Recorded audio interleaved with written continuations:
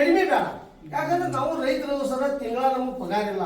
ಅದ ಬೆಳೆದಂತ ಬೆಳೆ ಮ್ಯಾಲ ನಮ್ಮ ಹೆಣ್ಣು ಮಕ್ಕಳನ್ನು ಸಾಕಿ ನಿಮಗೂ ಅಂತೂ ತನ್ನ ಕೊಟ್ಟ ನಾವು ಹೆಂಗೂ ಬದುಕಾತವ್. ಆ ಬದುಕಾಕ ನಮ್ಗೆ ಅವಕಾಶ ಮಾಡಿಕೊಡ್ರಿ. ನಿಮಗೆ ವಿನಂತಿ ಮಾಡ್ಕೋತ ನಾ ರೈತರ ಬದಲು.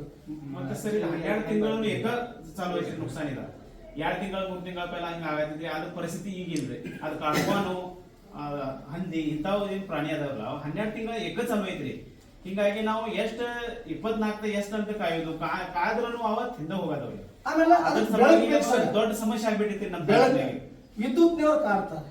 ಅದ್ರಾಗ ವಿದ್ಯುತ್ನವ್ರು ಕಾಡ್ತಾರೆ. ವಿದ್ಯುತ್ನವ್ರಿಗೆ ರಾತ್ರಿ ನಮ್ಗ 10ರಿಂದ ಬೆಳಗಿನ 5 ಮಟ್ಟ ಕರೆಂಟ್ ಕೊಡಪ್ಪ. ಆ ಬೆಳಕಿನಾಗ ನಾವು ಬ್ಯಾಟ್ರಿ ಹಿಡಿದು ಕಾಯ್ತೇವು. ಆ ಪ್ರಾಣಿಗಳನ್ನ ಅಲ್ಲಿ ಬೆಳಕಾದ್ರೆ ಬರಂಗಿಲ್ಲ ಅಂತಂದ್ರೆ ನಾವು ಕೊಡಂಗಿಲ್ಲ.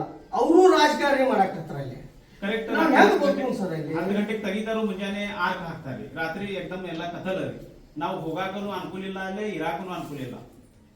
ಮತ್ತೆಲ್ಲ ಸುತ್ತಮುತ್ತಲೇ ಕಾಡ ಇರ್ತೈತ್ರಿ. ಮನೆಗೆ ಹೋಗೋದು ಹೊಲಕ್ ಹೋಗೋದು ಸಮಸ್ಯೆ. ನಮ್ಗೆ ಹೀಗೆ ಎಲ್ಲ ಬಹಳ ಸಮಸ್ಯೆ ಆಗದ್ರಿ. ನೋಡ್ರಿ ಸರ, ನೀವು ಇಲಾಖೆದವ್ರು ನೌಕರಿ ಮಾಡೋದನ್ನ ಆ ಕಡೆ ಭಾಗದಾಗ ದಟ್ಟವಾದ ಅರಣ್ಯ ಭಾಗದಾಗ, ಈ ಕಡೆ ಪೂರ್ವ ಭಾಗದಾಗ ಏನ್ ಮಾಡತ್ತಿಲ್ಲ.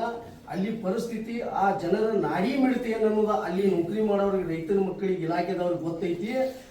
ಇನ್ನು ಮುಂದೆ ಆ ಯಾವುದೂ ತೊಂದರೆ ಬರ್ದಂಗ ತಾವು ಡಿಒಪಿ ಸಾಹೇಬರು, ಮೇಲಧಿಕಾರಿ, ಜಿಲ್ಲಾದೊಂದು ಹೆಡ್ ಆಫೀಸರ್ ಇದ್ರಿ, ನೀವು ನೋಡ್ಕೊಂಡ ಆ ರೈತರ ಕಷ್ಟ ಭಾವನೆಗಳನ್ನು ಹೋಗಲಾಡಿಸ್ಬೇಕಂತೇಳಿ ತಮಗೆ ಈ ಮೂಲಕ ವಿನಂತಿ ಮಾಡ್ಕೋತಾನೆ. ಮತ್ತೆ ಇದನ್ನ ಏನ್ರ ನೀವು ಬೇಸಿಕ್ ಕಾಲದಾಗ ಹಂತವಾಗಿ ನೀವು ಕ್ರಮ ತಗೊಲಿಲ್ಲಪ್ಪ ಅಂದ್ರೆ ನಾವು ಉಗ್ರವಾದ ಹೋರಾಟ ಕೈಗೊಳ್ತವು.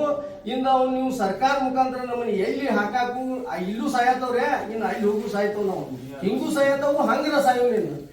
ಒಟ್ಟು ನಾವು ಪರಿಹಾರ ನಾವು ತಗೊಂಡ ಹೋಗವ್ರಿ. ನಮ್ಗೆ ಶಾಶ್ವತ ಪರಿಹಾರ ಬೇಕಾಗಿದೆ. ದಯವಿಟ್ಟು ವಿನಂತಿ ಮಾಡ್ಕೊತಾನೆ ಸರ್. ನಮ್ಗೊಂದು ಮನವಿ ರೀ. ಮಣ್ಣು ಒಂದ್ ಸ್ವಲ್ಪ ಈಗ ಕೊಟ್ಟಿದ್ನಿ, ಈಗ ಒಂದು ಅಷ್ಟು ಬರ್ರಿ ಹಿಂಗೆ ಆ ಸೈಡ್ ಬರ್ರಿ. ಆ ಸೈಡ್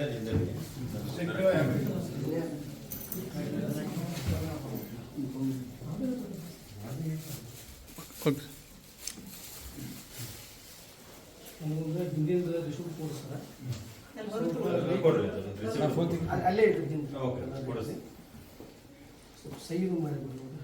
ನಾವು ರೈತರು ಹಿಂದೆಲ್ಲ ಹೆಸರು ಬರೆಸಿ